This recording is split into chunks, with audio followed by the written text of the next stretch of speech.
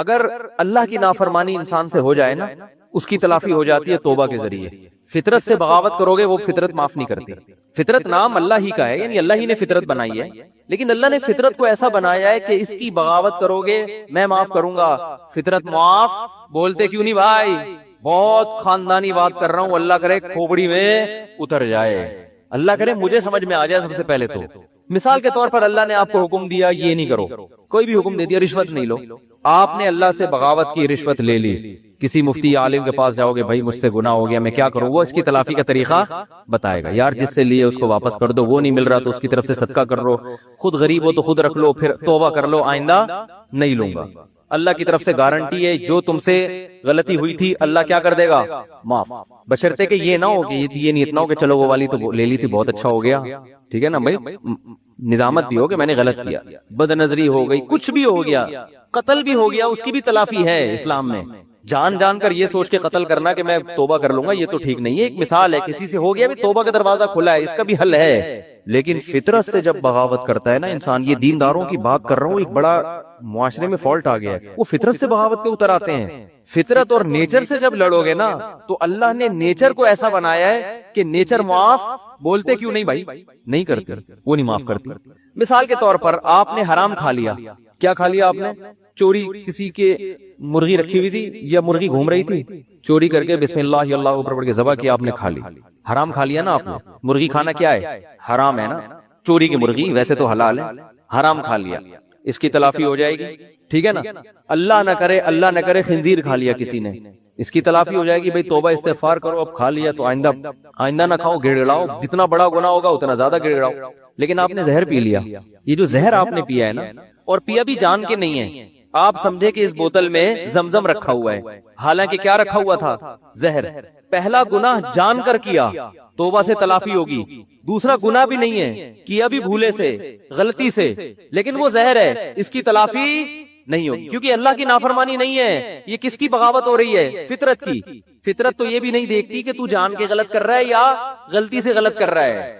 آپ جب زہر آنتوں میں اترے گا، جتنی مرضی توبہ کر لو، اے اللہ آئندہ میں جب بھی بوتل کا ڈھکن کھولوں گا 100 دفعہ سونگوں گا، پہلے کسی کو ٹیسٹ کراؤں گا، اس کے بعد میں پیوں گا، اس دفعہ معاف کر دے، میری آنتیں نہ گلیں، اس دفعہ معاف کر دے، آئندہ نہیں کروں گا۔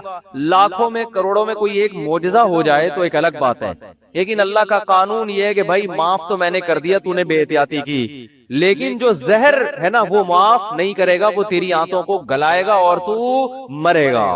نہیں آ رہی میرا خیال ہے بات سمجھ میں؟ بہت مشکل ہے۔ دیندار آدمی پتہ ہے کیا کرتا ہے؟ جو فطرت نے اصول، قدرت اللہ نے اصول، فطرت بھی اللہ نے بنا، زہر میں اللہ نے خاصیت رکھی نا کہ آنتوں کو گلائے گا، آگ میں جلانے کی خاصیت کس نے رکھی ہے؟ اللہ نے۔ آپ کا پاؤں پھسل گیا، لوگ کہہ رہے ہیں یار یہاں احتیاط سے جاؤ، نیچے آگ جل رہی ہے، پاؤں پھسل سکتا ہے، آپ نے کہا میں بڑا فنٹر ہوں، کچھ نہیں ہوتا ہے یار، میں گیا اور پھسل کے آگ میں گر گئے، یہ گناہ کیا نا آپ نے کہ احتیاط۔ اب آگ میں جیسے ہی گرے آپ نے اللہ سے معافی مانگی، اللہ مجھے معاف کر دے، میں نے بے احتیاطی کی، بے احتیاطی بھی ایک جرم ہے، اللہ فوراً کیا کر دے گا؟ معاف، کہ بھئی میرا بندہ توبہ کر رہا ہے، معاف، اللہ مجھے معاف کر کے آگ سے نکال لے اب، کیونکہ میں غلطی سے گرا ہوں، تو معاف۔ اللہ کیا کہے گا؟ ونس اپون اے ٹائم، ایک دفعہ ایسا ہوا تھا، ابراہیم آگ میں گئے تھے، میں نے بچا لیا تھا، بس یہ ابراہیم کے ساتھ ایسا ہوا، اور ہو سکتا ہے 2-4 اور ایسے واقعات ہو گئے ہوں۔ قانون یہ ہے کہ آپ کا گناہ تو میں نے معاف کر دیا، مگر جس غلطی کی وجہ سے آپ آگ میں سلپ ہوئے ہو، آگ کو میں نے پرمیشن نہیں دی کہ وہ تجھے معاف کر دے، اس کا کام ہے جلانا، وہ جلا کے چھوڑے گی۔ بات آ رہی ہے سمجھ میں؟ آج ہمارے ہاں بہت سے مسلمان اللہ کی تو نافرمانی کر ہی رہے ہیں، لیکن ساتھ ساتھ فطرت سے بھی لڑ رہے ہیں۔ دیکھو انگریز کوشش کرتا ہے نیچر سے نہ لڑے، کیا مطلب؟ کامیابی کے جو دنیاوی اسباب ہے نا وہ اختیار کرتا ہے، وہ تبھی کامیابی، جو دنیا کے لحاظ سے جس کو وہ کامیابی سمجھتے ہیں وہ کامیاب ہوتے چلے جا رہے ہیں، کیونکہ اللہ کا قانون ہے کہ بھئی کوئی کافر بھی اگر اسباب اختیار کرے گا نا، جس چیز کا جو سبب میں نے رکھا ہے، دیکھو اس کی ایک مثال دیتا ہوں، آپ بے احتیاطی کر رہے ہو، آپ بھی آگ میں گر گئے اور کافر بھی گر گیا بے احتیاطی سے، تو آگ یہ نہیں دیکھے گی کہ یہ چونکہ کلمہ پڑھنے والے اس کو بچا لو، وہ کافر ہے اس کو کیا کر دو؟ جلا لو، یہ آگ یہ نہیں دیکھے گی۔ اسی طرح آپ مسلمان تھے، آپ نے بے احتیاطی کی اور کافر نے اس راستے کو اختیار نہیں کیا، تو اب آگ یہ نہیں دیکھے گی کہ وہ کافر ہے تو احتیاط کر رہا ہے پھر بھی جلاؤ اس کو، نہ نہ نہ نہ، بلکہ آگ اس تک نہیں پہنچے گی، آگ وہ بچ جائے گا۔ دنیا کی آگ کی بات کر رہا ہوں۔ تو دنیا میں اللہ تعالیٰ نے کامیابی اور ناکامی کو کس کے ساتھ جوڑ دیا ہے؟ اسباب کے ساتھ. جو جس چیز کا سبب ہے نا وہاں تک پہنچنے کے لیے وہ سبب آپ کو اختیار کرنا پڑے گا. اس سبب کو اختیار کیے بغیر وظیفے، دعائیں اور آشیرواد لے لینا، کسی سے جا کے سر پہ ہاتھ پھیر دیں گے حضرت جی تو میری شادی ہو جائے گی، نہیں ہوگی شادی آپ. کیونکہ سب سے بڑا مسئلہ آج کل یہی بنا ہوا ہے نا، تو اس لیے مثال ذہن میں آ جاتی ہے. آج ایک صاحب آئے میرے پاس ملنے کے لیے، مفتی صاحب میں 40 سال کا ہو گیا، میری شادی نہیں ہو رہی. میں نے کہا کیوں نہیں ہو رہی؟ کہہ رہے ہیں یار میں پتہ نہیں، میرا مائنڈ ہی اس کے لیے تیار نہیں ہوتا، تو میرے لیے دعا کر دیں کہ میری شادی ہو جائے. میں نے کہا کر ہی نہیں کر ہی نہیں رہا، تو میں یہ دعا کر دیتا ہوں آپ کا مائنڈ بن جائے. تو میں نے کہا بنانے کی کوشش کرو گے تو بنے گا نا. تو بہت بڑا مسئلہ ہمارے ساتھ یہ ہے کہ صحت کے معاملے میں بھی، پڑھائی کے معاملے میں بھی، اور بزنس کے معاملات میں بھی، دین کے معاملات میں بھی. دین میں بھی تو یہ ہے نا کہ جنت کے اسباب اختیار کرو گے تو کہاں جاؤ گے؟ جنت میں. تو اس میں بھی جنت کے اسباب بھی اختیار کرنے کے لیے تیار بولو نہیں ہے. جنت کے اسباب ہے گناہ چھوڑو، گناہ نہیں چھوڑتے. اور پتہ نہیں ایران توران کیا کچھ کر لیں گے، وظیفے پڑھ لیں گے، 5 لاکھ دفعہ آیت الکریمہ پڑھ لی، فلاں نے پڑھ لی، یہ کر لیا وہ کر لیا، اور فلاں کو کھانا کھلا دیا. بھائی جنت میں جانے کا سب سے پہلا سبب کیا ہے؟ کہ جس چیز کو اللہ نے حرام کہہ دیا اس سے آپ کو بچنا ہے. گناہ چھوڑنا ضروری ہے. اپنے عقیدے کو توحید کے بغیر جنت میں نہیں جا سکتے. کتنے اچھے بن جاؤ شرک پر اگر ہے. دیکھو جیسے دنیا کا کے اسباب ہوتے ہیں نا، کہ جب تک محنت نہیں کرو گے، صحت کی کوشش نہیں کرو گے تو صحت بنتی نہیں ہے. یہ تھوڑی کہ اٹرم پٹرم جو مرضی کھاتے رہو اور آپ پھر بھی صحت مند، ایسا نہیں ہوتا. یہ لوگ کہتے ہیں نا فلاں سب کچھ کھا جاتا ہے پھر بھی ٹھیک ہے، ایسا نہیں ہے. ایک وقت اس کو بھی بریک لگانی پڑتی ہے، اس کو روکنا پڑتا ہے اپنے آپ. اور جو پھر بھی کچھ نہیں ہو رہا ہے اس کا مطلب ایک ہی دفعہ میں ہونے والا ہے، اس کو ایک ہی دفعہ میں پھٹ جائے گا بیٹھا بیٹھا. کیونکہ جو کچھ ہوتا رہے نا تو انسان پھر بھی تھوڑا سا احتیاط سے چلتا ہے. اس کا مطلب ایک ہی دفعہ میں اس کا کچھ ہونے والا ہے، ٹائٹ طریقے سے دھماکے کے ساتھ پھٹے گا. گرنیڈ ایک ہی دفعہ پھٹتا ہے اور کلاشنکوف سے گولیاں مسلسل چلتی رہتی ہیں، ٹھیک ہے نا. گرنیڈ کیا ہوتا ہے؟ ایک ہی دفعہ پھٹتا ہے بس، وہ دوبارہ چلنے کے قابل نہیں رہتا. تو آخرت میں جانے کا سبب بھی ہے، تو وہ سبب اختیار کیے بغیر ہم انگریز کو کہتے ہیں نا دنیا میں کامیاب ہے مگر آخرت میں نہیں ہے. کیوں نہیں بھائی؟ تم آخرت کا سبب اختیار کرتے ہی نہیں ہو. آخرت میں جانے کے اسباب کیا ہے؟ عقیدہ توحید ہے، رسالت ہے. پھر جو اللہ نے جس کو حلال کیا اس کو حلال سمجھو، جس کو حرام کہا اس کو حرام سمجھو. پھر لوگ ہم سے لڑتے ہیں کہ یہ سائنسدان کیوں جنت میں نہیں جائیں گے، انہوں نے تو اتنے نیک کام کیے. او بھائی جنت میں جانے کے لیے تھوڑی کیے انہوں نے، دنیا کے لیے کیے ہیں. تو دنیا آج ان لوگوں کو بڑے اچھے القاب سے یاد رکھتی ہے، یار اس نے بلب ایجاد کیا. اب بلب کے رشتہ داروں کو گالیاں دینا الگ بات ہے، لیکن بلب بنانے والے کو گالیاں کوئی بھی نہیں دیتا. پاکستانی قوم بلب کے رشتہ داروں کو گالیاں دیتی ہے، لیکن بلب بنانے والے کو الحمدللہ گالیاں نہیں دیتی، اور دینا بھی نہیں چاہیے گالیاں. بھائی اس نے ہم پر احسان کیا، بلب بنایا، تو احسان کا بدلہ اس کو دنیا میں مل گیا. اس نے کون سا صدقہ جاریہ کے لیے آخرت کے لیے بنایا تھا؟ تو جو دنیا میں کر رہے ہیں دنیا کے لیے کر رہے ہیں، آخرت میں کوئی حصہ نہیں. اللہ نے بتا دیا تم نے آخرت کے لیے کیا ہی نہیں ہے، کیونکہ تمہارا تو آخرت پر ایمان ہی نہیں ہے. تو اس لیے بات خوب یاد رکھو، صحت کا مسئلہ ہو، گھر میں بچوں کی تربیت کا مسئلہ ہو، پیسے کمانے کا مسئلہ ہو، صحیح ہے نا، جب تک محنت نہیں کرو گے، قانون اللہ کا یہ ہے کہ کخ بھی ہاتھ میں نہیں آئے گا، کخ بھی نہیں آئے گا. کل رات میں مثالیں اس لیے دیتا ہوں تھوڑی سی عبرت کے لیے. کل ہماری ایک جگہ دعوت تھی، بہت ہی اچھے لوگ تھے، وہ دعوت ٹھکرائی نہیں جا سکتی تھی. کھانا کھایا ہم نے 11 بجے رات، اور وہ انہوں نے اتنا کچھ بنایا ہوا تھا، وہ بھی باقاعدہ آرڈر پہ کھایا ہم نے. ابھی میں کیا بس وہ سن نہیں رہے ہوں گے نا بیان. کھایا 11 بجے جب آپ کھا کے سو گے تو آپ کی صحت ٹھیک ہو سکتی ہے؟ پھر آپ کہو چونکہ میں مفتی صاحب ہوں اور لوگ کہتے ہیں عالم ہے، لوگوں کے خیال میں کوئی نیک آدمی ہے. اصل تو اللہ ہی جانتا ہے کون نیک ہے، کون بزرگ ہے، کون عالم ہے، لیکن لوگوں کا ایک اچھا گمان اگر فرض کر لیں تو چونکہ ہم نے 11 بجے کوفتے کھائے ہیں، کوفتے بنائے ہوئے بڑے خاندانی قسم کے، پھوڑ دیے ہم نے، طبیعت سے پھوڑے. اچھا وہ تو میں ان سے کہہ رہا تھا کہ مولانا طارق جمیل صاحب تو رات کو کھانا کھاتے ہی نہیں ہے نا.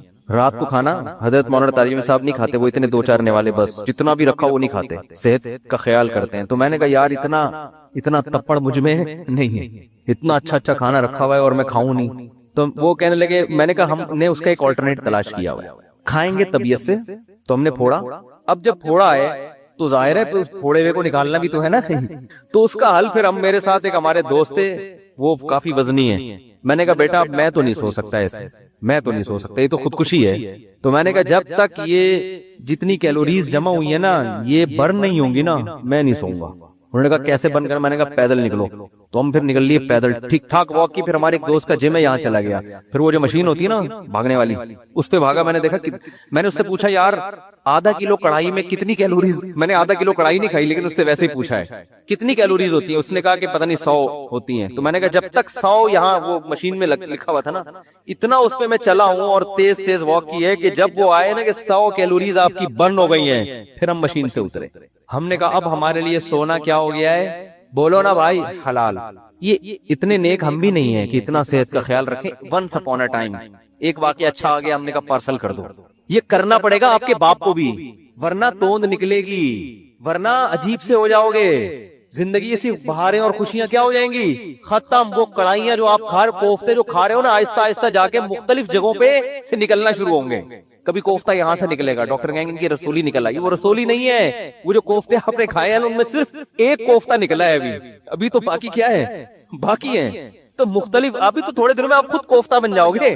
اور پھر کیا کرتے ہیں، صحت ٹھیک نہیں ہے، گھٹنوں میں درد، یورک ایسڈ بڑھا ہوا ہے، یہ ہوا ہوا ہے. پھر آتے ہیں کہ جی وہ مفتی صاحب کوئی وظیفہ بتا دیں کہ فلانے بزرگ کے پاس چلے جاؤں. پھر وہ فلانے آستانے پہ ایک بڑے اولیاء اللہ بیٹھتے ہیں. آدمی ہے کہ لیکن اولیاء اللہ، اولیاء تو ولی کی جمع ہے بھائی. ولی اللہ ہوتا ہے، اس کو لوگ کیا کہتے ہیں، اولیاء اللہ بیٹھتے ہیں. اولیاء اللہ تو بہت سارے ہول سیل کے حساب سے کہہ رہے ہیں. وہ فلانے آستانے میں ایک اولیاء اللہ بیٹھتے ہیں، وہ ایسا دم کرتے ہیں بھائی، ان کے پاس جاؤ، ایسا تعویذ ہے. ابے تو کھا کیا رہا ہے، تو کمبخت، تو تعویذوں میں نہائے گا بھی نہ، کک بھی نہیں ہوگا. اللہ کا قانون ہے بھائی، قانون ہے کہ جتنا کھا رہے ہو نا اس کا وہ یوٹیلائز ہو گئی تو صحیح رہے گی. نہیں ہو رہا تو پھٹ جاؤ گے دھماکے کے ساتھ. بچوں میں تو چلو گروتھ ہو رہی ہوتی ہے نا، اب 40 سال میں گروتھ تھوڑی ہوگی آپ کی. اب تو فیٹ بڑھے گا، اب تو پھوڑے نکلیں گے، وہ کوفتے نکلیں گے مختلف جگہوں سے آپ کے، کولیسٹرول بڑھے گا 10. پھر بھی اگر مر جائے آدمی تو پھر اللہ نے مار دیا. اونٹ پہ بیٹھے ہوئے آدمی کو بھی کتا کاٹ لیتا ہے جب انسان کی لکھی ہوئی ہوتی ہے. لیکن پھر اس بیماری پر گناہ نہیں ملتا بلکہ درجات بلند ہوتے. ہمارے نبی صلی اللہ علیہ وسلم بھی بیمار ہوا کرتے تھے، بخار آیا کرتا تھا، اور آپ فرماتے تھے بخار مومن کے حق میں اللہ کی رحمت. لیکن آپ کو یہ بخار معاذ اللہ بد پرہیزی سے نہیں آتا تھا.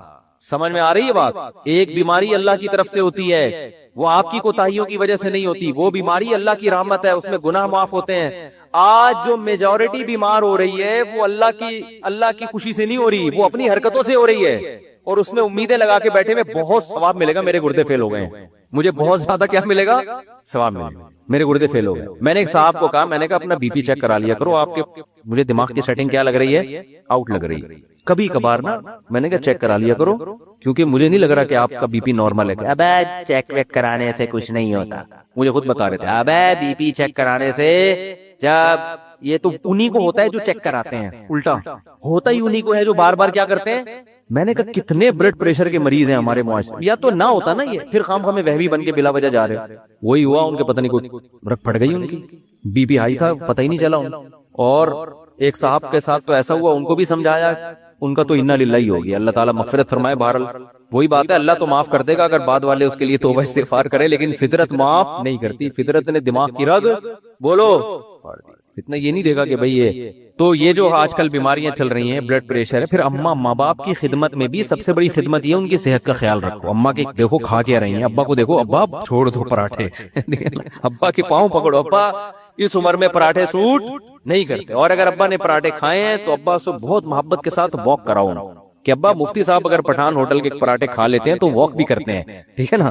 آپ نے مفتی صاحب کے بیان سنے کہ انہوں نے ہوٹل کے پراٹھے کھائے ہیں، تو ابا پھر وہ دیکھو، پھر بھی اللہ کی طرف سے سب کچھ ہو سکتا ہے. بڑے بڑے صحت مند ہم نے دیکھے ہیں دڑام سے نیچے گئے، تو وہ اللہ کی طرف سے ہے نا، وہ تو اللہ سے تو تھوڑی کوئی لڑ سکتا ہے. لیکن قانون یہی ہے، اور قانون کو فالو کرو گے تو 99% غالب یہی ہے کہ اللہ کی مدد آئے گی. حکیم محمد سعید صاحب جو ہے نا، قانون کو فالو کرتے تھے، نیک آدمی تھے، کبھی تکبیر اولا فوت نہیں ہوتی تھی ان کی. 68 ایئرز میں 68 سال میں ٹینس کھیلتے تھے، ایک 2 گھنٹہ.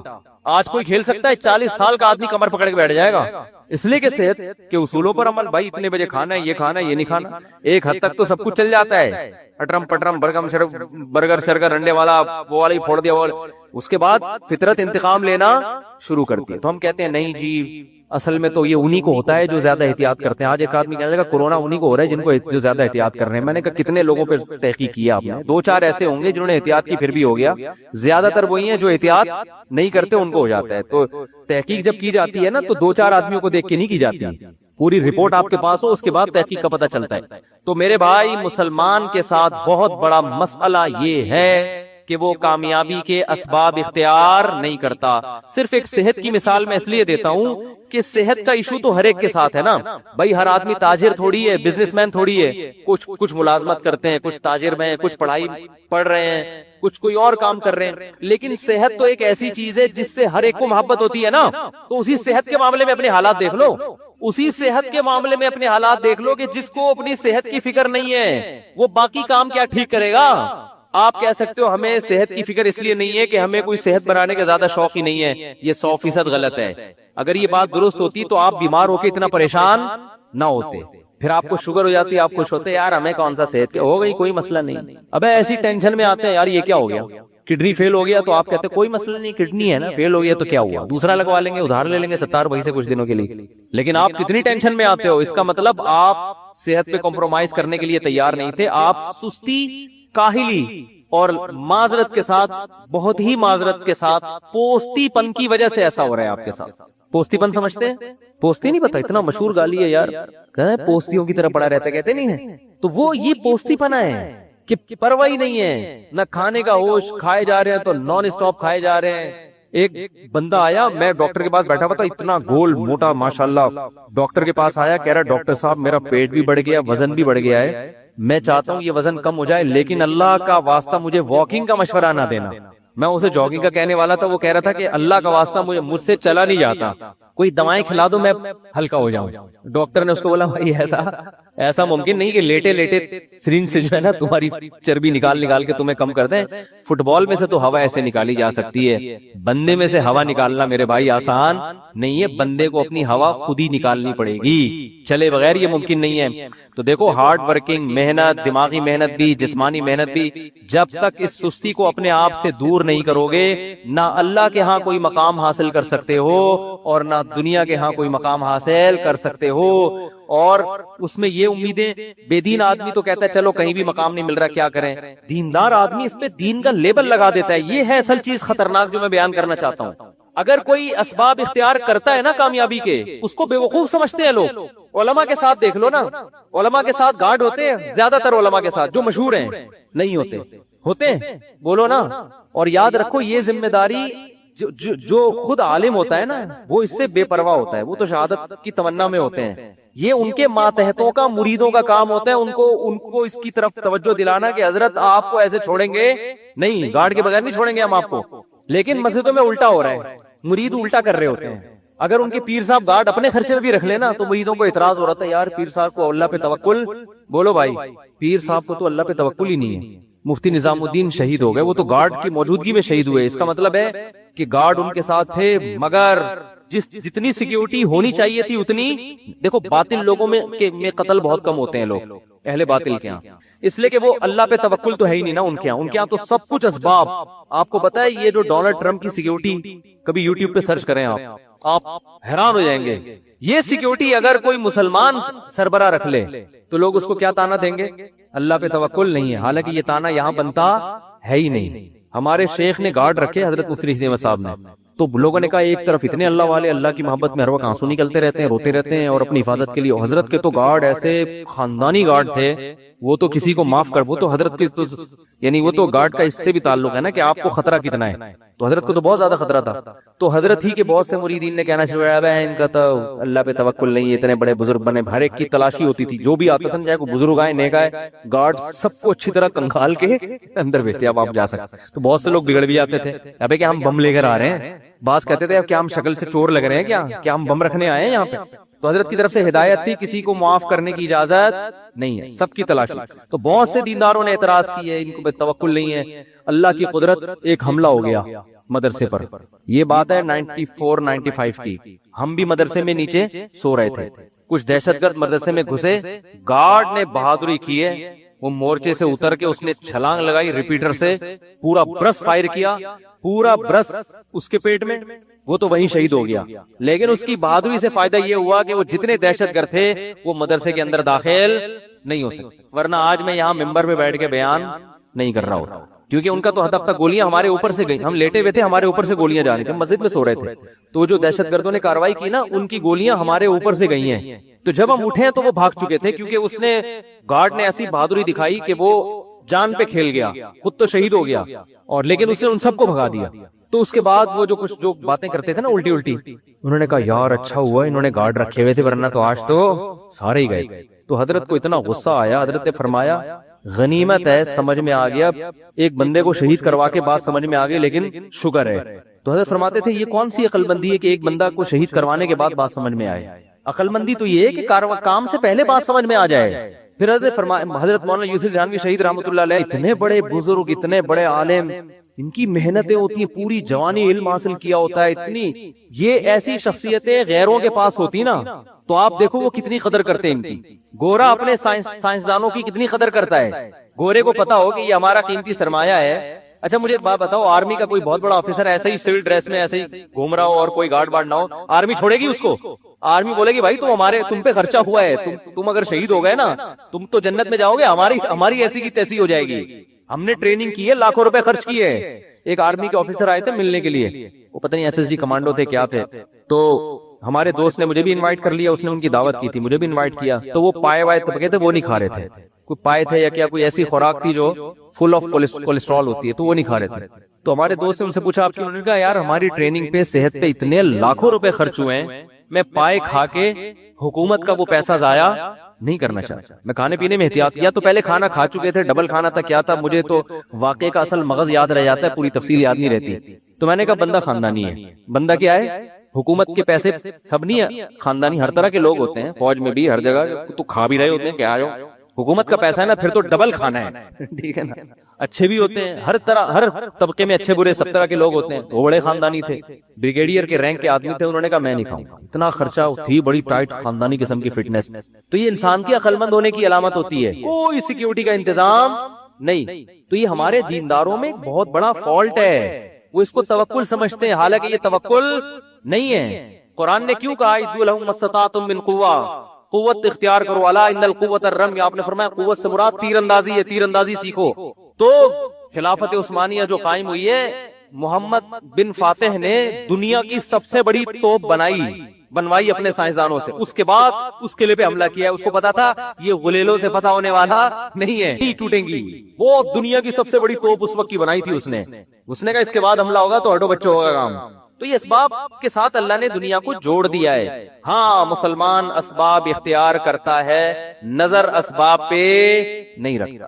اسے وہ بہاری بھائی کا مقولہ ہر وقت یاد رہتا ہے کہ اگر انسان کی شامت آتی ہے تو اونٹ پہ بیٹھے ہوئے آدمی کو بھی کتا کاٹ لیتا. ہمارے ایک دوست بہاری تھے، باتیں بڑی کرتے تھے، تو وہ کہتے تھے کہ دیکھو جب انسان کی شامت آتی ہے تو اونٹ پہ بیٹھے ہوئے آدمی کو بھی کتا، حالانکہ کتے کے لیے وہاں جانا آسان کام نہیں ہے، کنوینس کا مسئلہ ہے بھائی، اس کو تو پوری رینٹ پہ گاڑی لینی پڑے گی.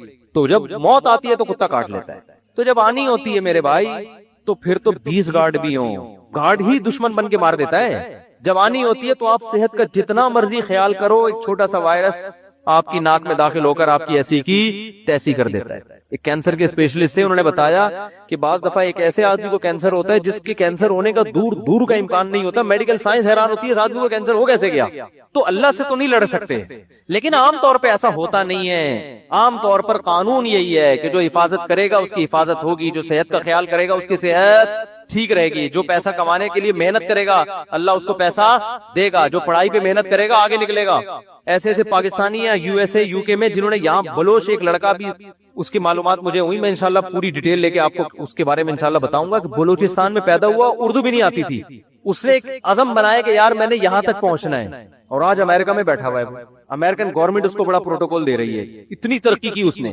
تو بیٹھے بیٹھے مکھنچوؤں کی طرح یہ والا وظیفہ پڑھ لو، وہ والا وظیفہ پڑھ لو، فلاں کے سر پہ ہاتھ رکھوا لو، استخارہ نکالو. استخارہ سب سے آخری حل مسلمان کے پاس کیا ہے؟ استخارہ نکالو. اگر استخارے میں یہ نکلا ہے تو اس کا مطلب تم اب A1 گریڈ سے پاس ہو جاؤ. استخارے میں یہ نکل آیا، گئے کام سے. خواب میں نیلا آ گیا، یہ ہو گیا، پیلا آ گیا، یہ ہو گیا، گلابی آ گیا، یہ ہو گیا. خوابوں کی دنیا سے ٹھیک ہے، خواب بھی نبوت کا ایک حصہ ہے. تو تو پہلے اپنی ذمہ داری پوری کر لو، پھر اچھا خواب آ جائے تو چلو اللہ کی طرف سے بھی تسلی مل رہی ہے۔ وہ ایک خاتون کا واقعہ میں سناتا ہوں نا، مجھے کہنے لگی میرے بھائی کا انتقال ہو گیا، مجھے خواب آیا کہ وہ اچھی حالت میں ہے۔ میں نے کہا چلے اللہ سے امید کی جا سکتی ہے۔ کہنے لگی بہت نیک تھا، اتنا نیک مفتی صاحب کیا بتاؤں۔ اچھا، میں نے کہا ماشاءاللہ۔ میں نے کہا نماز پڑھتے گا؟ نماز تو کبھی نہیں پڑھی بیچارے نے۔ میں نے کہا پھر تو واقعی بہت نیک تھا۔ اور میں نے کہا یہ خواب پہ پھر بھروسہ نہ کریں، یہ اپنا تخیل بھی ہو سکتا ہے۔ بعض دفعہ آپ کے خزان میں ایک شخص نیک ہوتا ہے تو وہ خوابوں میں اچھا ہی آ رہا ہوتا ہے، جس کو جس سے نفرت ہوتی ہے نا خواب میں وہ چڑیل کی شکل میں آتا ہے۔ حقیقت ہے، کبھی ساس کو بہو خواب میں اچھی کنڈیشن میں نظر نہیں آئی ہوگی، اور کسی بہو کو آج تک ساس خواب میں سفید کپڑوں میں نظر نہیں آئی ہوگی۔ آپ تجزیہ کر کے دیکھ لیں، کوئی ایسی مارکیٹ میں بہو نہیں ملے گی جو کہے مجھے میری خواب آئی، خواب میں میری ساس آئی اور سفید لباس میں خوشبو کے عطر میں ڈوبی ہوئی۔ کبھی ہوتا ہے خواب ساس ہمیشہ نندے، ساس جٹھانیاں۔ میں جب پہلے فون سنا کرتا تھا ایسے فون بہت آتے تھے، خاتون نے کہا میری جٹھانی مجھے سانپ کی شکل میں نظر آئی ہے، اس خواب کی تعبیر بتا دیں۔ اب بیچاری جن لوگوں کو گھریلو ماحول نہیں پتا ہوتا نا، جن علماء کو وہ تعبیریں بتاتے ہیں کہ تمہاری جٹھانی سے بچ کے رہو، مجھے پتا ہوتا ہے اس کی جٹھانی بیچاری بے قصور ہے، اس کا قصور صرف یہ ہے کہ وہ اس کی جٹھانی ہے، اس جٹھانی ہونے کی جو سزا ہے اس کو مل رہی ہے۔ تو میں نے کہا محترمہ جٹھانیاں خواب میں سانپوں کی شکل میں ہی آیا کرتی ہیں، ساسیں بھی جٹھانیاں بھی نندے بھی، یہ رشتے ہی ایسے ہیں کہ سانپ بچھو کی طرح کیا کرتے ہیں، ڈستے ہیں۔ تو اس کو خواب کو اگنور کر دیں، آپ کی جٹھانی انشاءاللہ آپ کو کچھ بھی نہیں کرے گی، بے فکر رہیں آپ۔ وہ کہتی نہیں اس کی تعبیر، میں کہ تعبیر ہے ہی نہیں تو کہاں سے بتا دوں میں اس کی، بلا وجہ تعبیر بلا وجہ۔ تو مسلمانوں کو خوابوں کی دنیا سے میرے بھائی استخاروں کی دنیا سے نکلنا پڑے گا۔ استخارہ جو سنت ہے وہ یہ نہیں ہے جو آپ کر رہے ہیں، وہ یہ ہے کہ کام پورا، ذمہ داری پوری کی، اسباب مکمل اختیار کیے، پھر اللہ کی مدد کو شامل کرنے کے لیے استخارہ کر لیا، اللہ جو بہتر ہے مقدر کر دے، کیونکہ ہوتا اللہ سے ہی ہے۔ ہمارا یہی ایمان ہے بھائی، ہماری محنتوں میں جان ڈالنے والا کون ہے؟ اللہ ہے، اور بچانے پر آئے گا تو آگ میں بھی بچا سکتا ہے، جیسے ابراہیم علیہ السلام کو بچایا اس نے۔ لیکن اس بیس پر ہم آگ میں چھلانگ لگانے کی ہمت نہیں کر سکتے کہ اللہ نے ابراہیم علیہ السلام کو بچا لیا تھا تو ہمیں بچا لے گا، یا اس بیس پر ہم بے احتیاطی کریں۔ اب دیکھو خواتین بے احتیاطی کرتی ہیں، جو گھروں میں مشوروں کے لیے وہ رکھتی ہیں نا، کوائل جلاتی ہیں۔ میں نے خود ایک گھر میں آگ لگتے ہوئے دیکھی ہے، گھر کا سربراہ منع کرتا تھا کہ یہ کوائل جو ہے نا دور رکھا کرو آگ، اس نے مجھے خود بتایا واقعہ، کہہ رہے میں اپنے گھر والوں کو منع کرتا تھا کہ بھئی یہ کوائل دور رکھا کرو، اس سے آگ لگ سکتی ہے، سردیوں کا مہینہ ہے، رضائی وہ کہہ رہے گھر والے ماں وہ بھئی اتنی دور رکھی ہوئی ہے، لحاف وہاں تک نہیں پہنچ سکتا، اس طرح کی۔ حالانکہ سوتے میں کچھ بھی ہو سکتا ہے، لحاف کھسک کے وہاں تک جا سکتا ہے، رسک کتنا بڑا ہے، اگر چلا گیا تو کیا ہوگا؟ نہیں جی، گھر میں آگ لگ گئی، اس سوتے میں بچے نے کہیں لحاف اٹھا کے پھینکا ہوگا، اس کو گرمی لگ رہی ہوگی، کیا ہوگا؟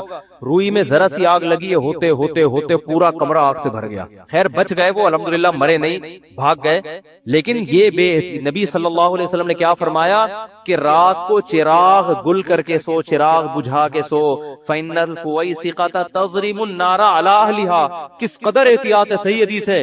یہ نہیں فرمایا کہ بھئی وہ چراغ کی وہ بتی جل رہی ہوگی تو تمہارا لحاف کھسک کے وہاں تک جا سکتا ہے، نہ نہ نہ، فرمایا اس بات کا امکان ہے کوئی چوہا نکلے رات کو اور وہ چراغ کو کیا کر دے، گرا دے، اور اس سے آئل پھیل جائے گا نا، اس میں آگ پھیل جائے گی۔ چوہے کا امکان کتنے فیصد ہوتا ہے گھر میں؟ 1% بھی امکان نہیں ہوتا، 0.001% ہوتا ہے۔ لیکن آپ صلی اللہ علیہ وسلم نے آگ سے بچنے کے لیے حکم دیا کہ رات کو آگ جلنے نہ دو، کیونکہ آپ سو رہے ہو، غفلت میں ہو، کچھ بھی ہو سکتا ہے بتائے بغیر۔ ارے بھائی کون آئے گا، گھر میں تالا ہے، کون بندہ آ کے آگ لگائے گا؟ فرمایا چوہا تو آ سکتا ہے نا، کسی کھڑکی سے کہیں سے بھی چوہا آیا وہ بجھا دے گا، وہ سوری گرا دے گا آگ کو۔ کتنے لوگ جنریٹر اسٹارٹ کرتے ہوئے مر چکے ہیں، دیکھا نہیں آپ نے؟ کتنے لوگ گیس کی وجہ سے مر چکے ہیں۔ کوئٹہ میں کیا ہوتا ہے، چاروں طرف سے کمرہ بند کیا، اب تو دوسرے چولہے آ گئے ہیں، تو وہ گیس کھلی رہ گئی اور صبح سب کا انا للہ، سارے مرے پڑے ہیں۔ بھئی آپ کو پتا ہے جب گیس کی لوڈ شیڈنگ ہو سکتی ہے تو عین ممکن ہے رات کو لوڈ شیڈنگ ہو اور چولہے میں گیس آنا بند ہو جائے اور چولہا بند ہو جائے۔ پھر جیسے ہی گیس آئے گی تو وہ خالی گیس نکلنا شروع ہوگی کہ نہیں ہوگی؟ لیکن یہ تسلی کر کے بیٹھے ہوئے ہیں کہ چونکہ ایک ہفتے سے رات کو گیس گئی نہیں ہے لہذا آج بھی گیس، اور تسلی سے سو جاتے ہیں، تو وہ تو ممکن، پھر تو موت کا امکان ہے۔ تو نہ زندگی موت سے بچنے کی احتیاطوں پر عمل ہو رہا ہے، نہ صحت کی احتیاطوں پر عمل ہو رہا ہے، نہ پڑھائی میں کوئی دلچسپی لی جا رہی ہے کامیابی کے لیے۔ مخنچو ترین یعنی جو شخص ہوگا نا وہ دینداری کا لیبل لگا کے گھوم رہا ہوگا، تو صحابہ تو بڑے زبردست تھے بھائی، بڑے زیرک، بہت ہوشیار، بہت ذہین، بہت فتین، چالاکیوں کو سمجھا کرتے تھے، اور یہ جانتے تھے کہاں غصہ کرنا ہے، کہاں نرمی سے پیش آنا ہے، کس سے تمیز سے بات کرنی ہے، کس سے ایٹیٹیوڈ تھوڑا سا کیا کرنا ہے، بولو بھائی چینج کرنا، کون منافقت کر رہا ہے اور کون ایسا ہے جس کو فی الحال جو ہے نا اس کی دشمنی کو تھوڑا ملتوی کرنا ہے، ابھی اسے لڑنا نہیں ہے ابھی اسے. تو بہت ذہانت کے ساتھ، بہت ہوشیاری کے ساتھ صحابہ نے زندگی گزاری ہے. تبھی رسول اللہ صلی اللہ علیہ وسلم نے فرمایا لا یلدغ المؤمن من جوہر مرتین، مومن ایک سوراخ سے دوسری دفعہ ڈسا نہیں جاتا. ایک دفعہ آپ کو کسی نے الو بنا دیا، قیامت تک وہ شخص دوبارہ آپ کو الو نہیں بنا سکتا.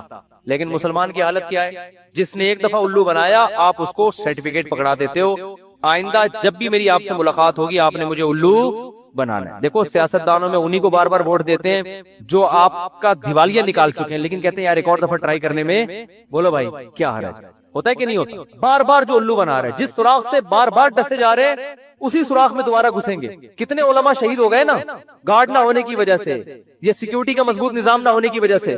لیکن شہادت کی خبر آتی ہے، اوہو افسوس ہوا، بہت افسوس ہوا، ایک بہت بڑے عالم، ایک چراغ بجھ گیا، تو چلو یار اگلوں کی احتیاط کر لو. نہیں جی، موت تو ایک دن آنی ہے، لکھی بھی ہے، اپنے ٹائم پہ آنی ہے، آ گئی چلے گئے دنیا سے. اللہ تعالیٰ مرحوم کی مغفرت فرمائے اور ہم سب کی حفاظت فرمائے. بس اس کے بعد اگلے دن خبر آ جاتی ہے کراچی میں تو کیا ہوا ہے. تو بھائی اب کچھ تو کرو نا. کچھ لوگ ہیں جن کو خیال ہوتا ہے، لیکن میجورٹی کیا ہے؟ بالکل مجذوبیت کی جو انتہا ہے نا، دیوانگی کی انتہا، وہاں تک پہنچے ہوئے. تو بچوں کی نگرانی نہیں ہو رہی، بچے کہاں بیٹھ رہا ہے، آپ کا بیٹا کہاں جا رہا ہے، اسکول میں کیا کر رہا ہے، کون اس کا کلاس فیلو ہے. ایسا تو نہیں بچوں میں بچے کا کوئی کلاس فیلو اس کو موبائل میں فحش فلمیں دکھا رہا ہو، کوئی ہوش نہیں ہے. آپ اسکول میں پوچھو اپنے ٹیچروں سے جا کے، اسکول کے پرنسپل سے جا کے، بھائی موبائل الاؤ ہے؟ اگر الاؤ ہے تو اس کی کیا نگرانی ہوتی ہے؟ کوئی پوچھنے والا نہیں ہے. جب بچہ بگڑتا ہے ماں باپ پریشان ہوتے ہیں، یار ہم تو اتنی دعائیں کر رہے ہیں، راتوں میں اٹھ کے چیخ کے رو رہے ہیں، اللہ میرے بچے کو نیک بنا دے، بن نہیں رہا، دعائیں تو قبول ہوتی نہیں ہیں. بھائی آپ نے کبھی صبح ناشتے میں یہ کیا کہ آج میں نے رو کے دعائیں کری ہیں، اللہ میرا کھانا کھائے بغیر ویسے ہی پیٹ بھر دے؟ پیٹ تو بھر ہی نہیں رہا، دعائیں تو قبول ہی نہیں ہو رہی. اللہ کہے گا کس نے منع کیا ہے؟ روٹی آٹا ڈال، گوند کھا، کس نے پابندی لگائی ہے؟ تیرا پیٹ میں بھروں گا. تو بھائی بچے کی تربیت کا انتظام تو کر لو، پھر دعائیں بھی قبول ہوں گی، دعاؤں کی برکت سے اور پروازوں پر جائے گا انشاءاللہ. کچھ تھوڑی بہت کوتاہی رہ گئی ہوگی، اللہ اس کی تلافی کر دے گا. تو کوئی فکر ہی نہیں ہے اسکول میں کیا کر رہا ہے، کن کے ساتھ اٹھ رہا بیٹھ رہا ہے. ماں سے بچہ بدتمیزی کرتا ہے نا، باپ اس کو تنبیہ نہیں کرتا. بچہ باپ سے بدتمیزی کرتا ہے تو ماں اس کو تنبیہ نہیں کرتی، اس کو نہیں، بلکہ باپ اگر ڈانٹے گا تو ماں رکاوٹ بنے گی، کیوں ڈانٹ رہے ہو؟ اس کا مطلب آپ اپنے بچوں کو بڑوں کا ادب نہیں سکھا رہے. تو وہ جیسے باپ سے بدتمیزی کرے گا کل ماں سے بھی کرے گا. آج ماں سے بدتمیزی کر رہا ہے، کل باپ سے. چھوٹا بھائی اگر بڑے بھائی سے بدتمیزی کر رہا ہے، اس کا مطلب کل وہ باپ سے بھی بدتمیزی کرے گا.